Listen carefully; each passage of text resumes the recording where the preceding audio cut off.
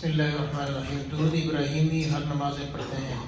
ابراہیم علیہ السلام کی اولاد یہودی اور نصارہ بھی ہے، تو ہم ان کے لیے خیر و برکت کی دعا کرتے ہیں، اس کی وضاحت فرمائیں۔ اللہم صلی علی محمد وعلی آل محمد، اللہم بارک علی محمد وعلی آل محمد کما بارکت علی ابراہیم وعلی آل ابراہیم۔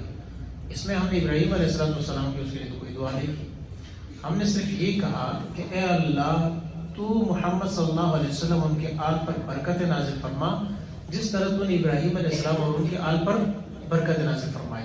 اور ان کے آل میں کون شامل ہوں گے؟ وہی شامل ہوں گے جنہوں نے ابراہیم علیہ السلام کی اتباع کی ہے۔ اتباع سے جو نکل گیا وہ ابراہیم علیہ السلام کے آل میں شامل نہیں ہوگا، ٹھیک ہے، وہ شامل نہیں ہوگا۔ جو بھی ابراہیم علیہ السلام کے متبعین ہیں، حضور علیہ السلام کی آل میں سے جو بھی ان کے متبعین ہوں گے وہی اس میں شامل ہوں گے، ورنہ کوئی شامل نہیں ہوگا۔ لہٰذا سورۃ ابراہیم علیہ السلام پر یوں پڑھتے ہیں اللہم بارک علی محمد وعلی آل محمد کما بارکت علی ابراہیم وعلی آل ابراہیم انک حمید مجید، ٹھیک ہے جی۔ نماز ظہر کی سنت 4 رکعت ہے۔ اگر مسجد میں داخل ہو تو فرض کی جماعت کھڑی ہو، میں فرض نماز میں شامل ہو جاتا ہوں، فرض مکمل کرنے کے بعد کیا 4 رکعت سنت بعد میں پڑھنا ضروری ہے؟ جی ہاں، 4 رکعت سنت مؤکدہ ہے۔ وقت کے اندر آپ اس سنتوں کو پڑھیں گے، وقت گزر گیا تو پھر نہیں۔ پھر یہ ہے کہ سب سے پہلے آپ 2 رکعت پڑھیں گے، اس کے بعد پھر آپ 4 رکعتیں پڑھیں گے۔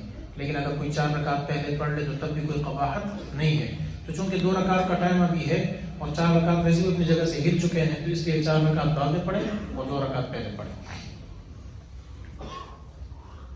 چلو وہ سوال ہے کہ پچھلے دنوں میں دوران درس ذکر ہوا تھا کہ اسرائیل موت کا فرشتہ ہے جو روح قبض کرتا ہے۔ یہ ایک فرشتہ روح قبض کرتا ہے، دنیا میں ہزاروں لوگ ایک وقت میں مرتے ہوں گے، یہ ہر جگہ اسرائیل فرشتہ موجود ہوتا ہے۔ یہ اس فرشتے کے دوسرے مخلوق کے اندر خاندان ہوتے ہیں جو اپنی ڈیوٹی سر انجامتے ہیں، ان کے لیے کوئی مسئلہ نہیں ہے۔ اسرائیل علیہ السلام کے لیے روح کا قبض کرنا کوئی مسئلہ نہیں ہے، ان کے سامنے ساری مخلوق ایسی ہے، اس کے لیے ساری مخلوق ایسی ہے جس کے روح کو چاہے کیا ہے قبض کر لے، ان کے لیے کوئی مسئلہ نہیں ہے۔ یہ جس طرح حضور علیہ السلام پر درود پیش کرتے ہیں یا نہیں پیش کرتے ہیں؟ تو کتنی مخلوق پیش کرتی ہے، اور حضور علیہ السلام کو ایک ہے تو جواب کون دیتا ہے؟ اور سب کا جواب ایک وقت میں کیسے دیتے ہیں؟ ان کے لیے کوئی مسئلہ نہیں ہے۔ آگے بات، جی ہاں، تو اسرائیل علیہ السلام ہی روح کے فرشتے ہیں اور ان کو ملک الموت کہا جاتا ہے، ملک الموت کہا جاتا ہے۔ غسل خانے میں جہاں فلش بھی ہوتا ہے وہاں مسواک رکھنا درست ہوتا ہے۔ مسواک کی جگہ بنی ہو تو مسواک رکھنے میں کوئی قباحت نہیں ہے، لیکن مسواک کو ایسی جگہ رکھنا جہاں مسواک کی جگہ نہیں ہے، جس میں مسواک کی ظاہری طور پہ توہین ہوتی ہو۔ یاد رکھنا، ایک میں اصول بتاتا ہوں، رسم المفتی ایک کتاب ہے، اس میں ایک اصول لکھا ہے، اور اصول یہ ہے کہ وَلِلْعُرْفِ شَرْعُ اعتبار، کہ عرف کا شریعت میں بڑا اعتبار ہے۔ مثلاً گزشتہ دن ہمارے ایک دوست نے ایک مسئلہ مجھ سے پوچھا کہ جائے نماز سے کس نے سائیکل کی سیٹ بنائی تھی، موٹر سائیکل کی سیٹ بنا لی تھی اور اس پہ بیٹھتے تھے، کیا یہ جائز ہے؟ تو میں نے کہا یہ بے ادبی ہے۔ کیوں؟ اس لیے کہ جائے نماز کا ادب اب ہمارے ذہن میں بڑھ چکا ہے، لہٰذا اس کو کسی اور چیز کے لیے استعمال کرنا ٹھیک نہیں ہوگا۔ اب اس کا تو شریعت میں کہیں حکم نہیں ہے، لیکن یہ ہے کہ عرف کے ساتھ ساتھ مسئلہ کیا ہو جاتا ہے؟ تبدیل ہو جاتا ہے۔ اس طرح جائے نماز میں خانہ کعبے کی تصویر ہوتی ہے، پہلے ہم پڑھتے تھے پاؤں بھی رکھتے تھے، اب نہیں پاؤں رکھنا چاہیے۔ کیوں؟ کیونکہ آپ کا مسئلہ پوچھنا ہی اس بات کی دلیل ہے کہ آپ کے ذہن میں کیا ہے؟ اب ادب بیٹھ چکا ہے۔ تو یہ بھی اسی طرح ادب ہے کہ جہاں مسواک کی جگہ ہو وہاں رکھا جائے، اور اگر کوئی ایسی عام جگہ، ہمارے ہاں مسواک کے ساتھ بڑا ظلم ہوتا ہے، جو واش روم کے وہ ہے پائپ، اسی کے اندر اس کو جو ہے ٹونس دیتے ہیں اور وہیں لگے رہتے ہیں، یا پیشاب کے لیے بیٹھا ہوا ہے، پیشاب بیٹھتے بیٹھے مسواک کرنا، یہ بھی مسواک کی توہین ہے۔ آپ صلی اللہ علیہ وسلم نے فرمایا لولا ان اشق علی امتی لامرتهم بالسواک عند كل صلاۃ، اگر مجھے اپنی امت پر مشقت کا خوف نہ ہوتا تو میں ہر نماز کے وقت ان کو مسواک کرنے کا حکم دیتا۔ مسواک ایک برکت والی چیز ہے، اور اس لیے قیامت کے دن بھی جنت میں مسواک کا درخت ہوگا، علی الارائک متکئون، اس لیے اس کا ادب کیا جائے۔ اس لیے علماء کہتے ہیں کہ مسواک جب کم پڑ جائے تو اس کے بعد اس کو پھینکنا نہیں چاہیے، بلکہ کیا کرنا چاہیے؟ دفنانے کا بھی حکم ہے، یا کسی اچھی جگہ اس کو رکھنا چاہیے۔ مسواک کا ادب ہے۔ سعودی عرب کے مسلمان وزیر اعظم تولیج پر اعتراض کر دیا، ان کے تبلیغ اور قرآن سنت کے خلاف، اس کے بارے میں وضاحت فرمائے۔ بھائی مسئلہ یہ ہے کہ ان کو مس گائیڈ کیا ہے، اور یہ مس گائیڈ کرنے والے بہت سارے لوگ ہیں ادھر، اور مجھے افسوس اس بات پر ہے کہ ہمارے وہاں یوں رومال رکھنے والے سر پہ لال اور جو جو وہاں عربی بنے ہوتے ہیں، سعودی بنے ہوئے ہیں، ہمارے اپنے مسلمان بھائی اور پاکستانی اس میں ہیں، انہوں نے آج تک اف تک نہیں کیا. اچھا وہاں پر ابھی میلہ ہوا، ڈانس اور اس کی پارٹی ہوئی، پتہ نہیں کیا چیز کو کہتے ہیں وہ ہوا.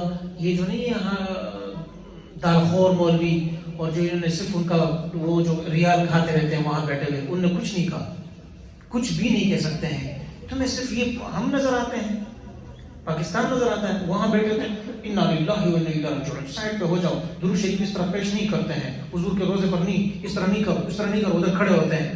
تو بولو نا ابھی دالخور کے بچوں، صرف یہ کھاؤ کے لیے ادھر ریال کھانے کے لیے بیٹھے ہوئے ہو، ڈالروں کے لیے ادھر بیٹھے ہوتے ہیں. ان کے منہ سے نہیں نکلے گی باتیں. اور اگر حق والے ہیں تو کون ہے؟ علماء حق ہے الحمدللہ. آج بولتے ہیں، ہر جگہ بولتے ہیں. تو کہنے کا مقصد یہ کہ اس دالخور ادھر اس کے لیے بیٹھے ہوئے ہیں. ورنہ ابھی تک اس میلے کے خلاف سعودی عرب میں کسی عالم نے بات نہیں کی، ان کے علماء میں سے، چاہے عربی ہو اور چاہے ہمارے یہ پاکستانی ادھر نہیں بنے ہوتے ہیں. باقی آپ جانتے ہیں جو. اور ایک اور بات بتا دوں، مجھے عجیب حیرانگی ہے، ہمارے کچھ مسلمان بھائی ہیں، نام اس کے علمائی لوگ جماعت کا، امام ابو حنیفہ رحمۃ اللہ کے خلاف بولیں گے، ان کی اصول اور فقہ کے خلاف بولیں گے، رفع اليدین کی چیزوں کے خلاف بولیں گے. امام شافعی، امام احمد بن حنبل، امام مالک کے خلاف نہیں بولیں گے. کیوں؟ اس لیے کہ عرب سارے یہی ہے اور یہ وہاں جا کر ریال کھاتے رہتے ہیں، اس لیے نہیں بولتے ہیں.